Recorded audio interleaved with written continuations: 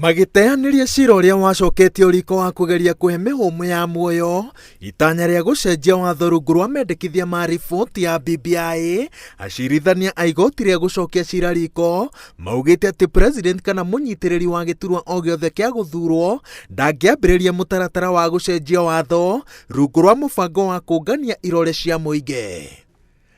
A declaration is hereby made that Mr. Uhuru Kenyatta has contravened Chapter 6 of the Constitution and specifically Article 73(1)(a)(1) by initiating and promoting a constitutional change process contrary to the provisions of the Constitution on amendment of the Constitution. Number 8. Acirithania ya manyitĩrĩire atĩ magĩthũrima mũbango wothe wa BBI kuma rĩrĩa wathugundirwo President Uhuru Kenyatta mageithania na mũtongoria wa kĩama kĩa ODM Raila Odinga guoko gwa president na kwa rũhonge rwa wathani rũrĩa koragwo arũgamĩrĩire gũkoretwo gũkĩonekana hakuhĩ makinya-inĩ mothe ma mũbango ũyũ. In my view, all the players in that process, beginning with the president, Honorable Raila Odinga, the BBI Steering Committee, Honorable Mohammed, Honorable Waweru, qualify as promoters in a continuum that preceded the delivery of the bill. The BBI process remained executive-driven, and the promoter of the Amendment Bill 2020 was the president through the BBI Steering Committee. And as a popular initiative is a citizen-driven initiative, the attempt by the president to pursue a popular initiative through the BBI Steering Committee was unconstitutional and unlawful, and to that extent, neither the BBI nor the BBI Steering Committee had the competence to promote the draft bill. Itua-inĩ rĩao, acirithania ya manyitĩrĩire atĩ mũbango wa gũcenjia watho ũngiuma kũrĩ mũingĩ wakinya mbunge-inĩ cia kaunti na mbunge-inĩ ya bũrũri ndwagĩrĩire gũcenjio ona ndemwa ĩmwe, ĩndĩ wagĩrĩire gũcukĩrwo mĩtĩ o ũrĩa mbunge ici cia wamũkĩra.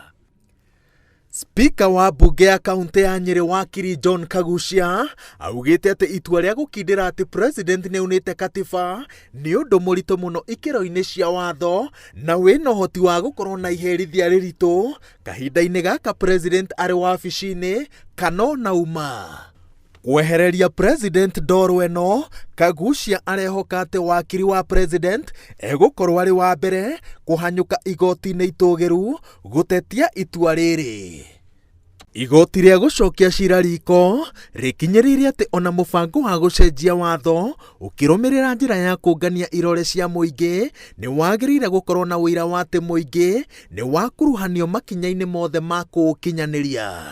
Igoti riugĩte atĩ mũbango wothe wa BBI ndwakuruhanirie mawoni ma mũingĩ na njĩra ĩgwete, noguo nĩ ũhũthũ kuuga atĩ mogarũrũku maingĩ marĩa mendekithĩtio ti wendi kana mũrũgamo wa Akenya, ĩndĩ nĩ atongoria oteti marenda gũkinyanĩria matanya mao. And it is argued that properly so, that the period is intended to facilitate public participation, which I take to take the form, at the minimum, of publication of the bill within the county, followed by consultation, receipt of memoranda, debate in public forums organized for the purpose, and on other platforms so as to involve the people and obtain their instructions, thereby establishing whether or not to support or approve the bill. What was witnessed in most counties, however, was a farcical disregard for the people and the Constitution.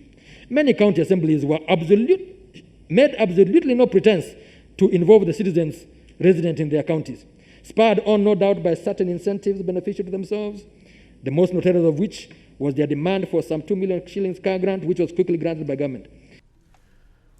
Ona kũrĩ ũguo, president wa igoti rĩa gũcokia cira riko augĩte atĩ itanya rĩa president Uhuru Kenyatta mendekithia-inĩ ma mogarũrũku maya rĩarĩ rĩega, ĩndĩ njĩra ya kũrĩkinyanĩria nĩyo ĩna gatithio na yagararĩte katiba.